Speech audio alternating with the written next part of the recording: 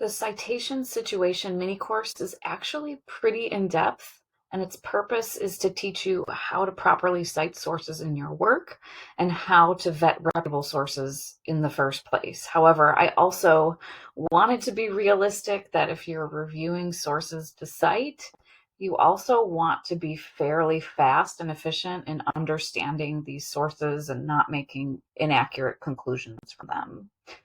This mini course is particularly helpful if you want to write in specialty niches like medical, healthcare, wellness, finance, and other niches as well. Years ago, I started out as a health writer because I was a credentialed healthcare professional.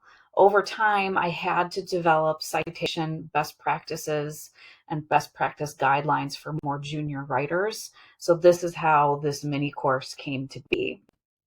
However, even if you're not thinking about writing for niches that prefer licensed credentialed writers, the SEO algorithms do prefer accurate sound content that is backed by reputable sources.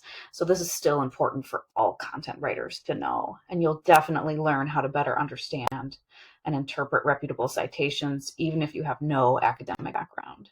To learn more about this course, sign up for our free writers training course at theambitiouswritersociety.com.